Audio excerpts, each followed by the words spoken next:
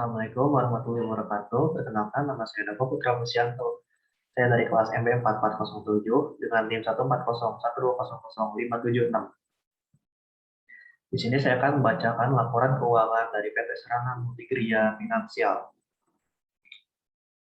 PT Sarana Multigria Finansial adalah perusahaan milik negara Indonesia yang bergerak di bidang pembiayaan sekunder perumahan. Perusahaan ini itu pernah ikut berkontribusi dalam program Presiden RI, yaitu Sejuta Rumah. Untuk rasio keuangan yang pertama yaitu ada debit ratio. Nah, cara menghitung debit ratio itu total liabilities dibagi total aset. Pada tahun 2019, total liabilities yang dimiliki oleh perusahaan yaitu sebesar 17.249.349 dengan total aset 26.698.287.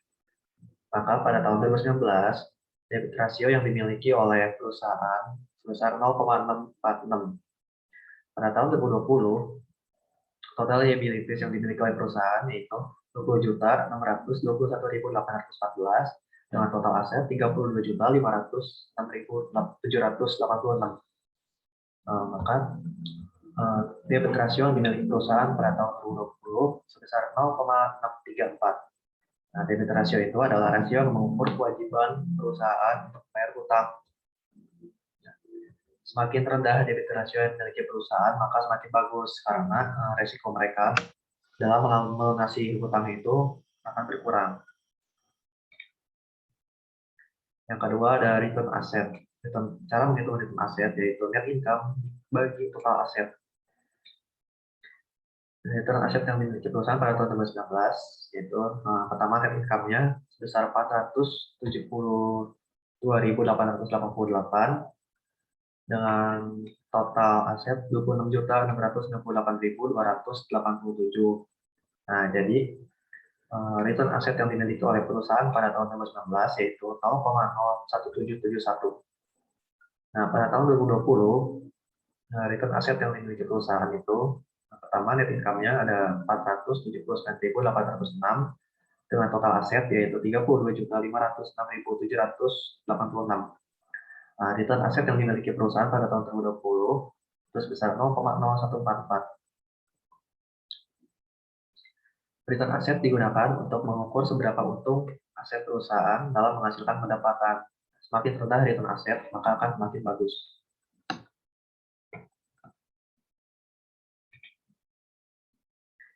Yang berikutnya itu ada return on equity. Nah, cara menghitung return on equity itu yaitu net income dibagi total equity. Pada tahun 2019, net income yang dimiliki perusahaan sebesar 472.888 dengan total equity yaitu 9.348.938. Nah, return on equity yang dimiliki perusahaan pada tahun 2019 yaitu 0,050. Pada tahun 2020, net income yang dimiliki perusahaan itu sebesar 469.806 dengan total equity yaitu sebesar 11.428.972. Maka return on equity yang dimiliki perusahaan pada tahun 2020 yaitu 0,041. Semakin tinggi return on equity, maka reputasi perusahaan itu semakin bagus karena perusahaan terbukti mampu memanfaatkan bantuan modal dengan baik. Berikutnya ada operating return on investment. Cara menghitung operating return on investment yaitu operating income dibagi total aset. Pada tahun 2019, operating income yang dimiliki perusahaan itu sebesar 1.586.879 dengan total aset 26.698.287. Maka operating return on investment yang dimiliki perusahaan pada tahun 2019 sebesar 0,0594. Pada tahun 2020, operating income yang dimiliki oleh perusahaan sebesar 1.685.104 dengan total aset yang dimiliki perusahaan sebesar 32.506.786. Maka operating return on investment yang dimiliki perusahaan pada tahun 2020 sebesar 0,0518. Nah, semakin tinggi nilai hasil perhitungan yang didapat dari operating return on investment, maka semakin baik. Namun di sini perusahaan mengalami kerugian. Lalu berikutnya ada operating profit margin. Nah, cara menghitung operating profit margin itu adalah operating income dibagi sales atau penjualan.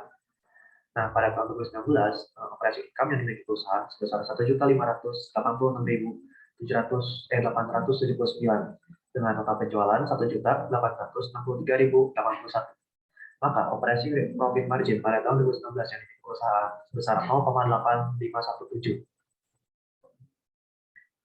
Nah, pada tahun 2020, operasi income yang dimiliki perusahaan sebesar 1.685.104 dengan penjualan sebesar 2.348.655. Maka operasi profit margin yang dimiliki perusahaan pada tahun 2020 sebesar 0,7174. Nah, harusnya semakin tinggi margin laba operasional, maka semakin tinggi juga laba operasional yang dihasilkan dari penjualan bersih.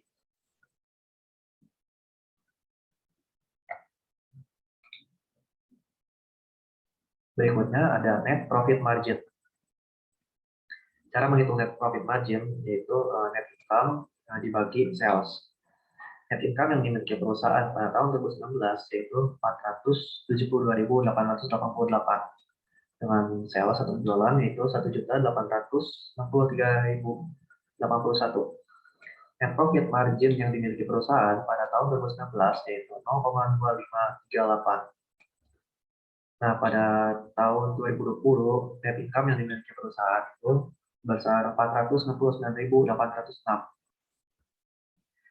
dengan penjualan 2.348.655. Nah, net profit margin yang dimiliki perusahaan pada tahun 2020 sebesar 0,2003. Semakin tinggi margin laba bersih, maka perusahaan itu akan semakin efektif mengubah pendapatan menjadi laba aktual. Lalu berikutnya ada return on asset. Nah, cara menghitung return on asset ini yaitu net income dibagi total aset. Net income yang dimiliki perusahaan pada tahun 2019 sebesar 472.888 dengan total aset 26.668.287. Nah, maka return on asset yang dimiliki perusahaan pada tahun 2019 sebesar 0,0177. Lalu net income yang dimiliki perusahaan pada tahun 2020 sebesar 469.806 dengan total aset yang dimiliki perusahaan yaitu 32.506.786. Maka return on aset yang dimiliki perusahaan pada tahun 2020 sebesar 0,0144. Nah, semakin tinggi return on aset, maka semakin tinggi juga laba bersih yang dihasilkan oleh total aset. Maka untuk perusahaan akan semakin efisien dalam melakukan aktivitasnya.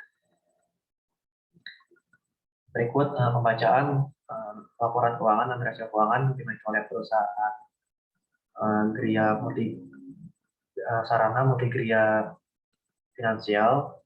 Sekian dari saya. Mohon maaf apabila ada kesalahan. Terima kasih dan Assalamualaikum warahmatullahi wabarakatuh.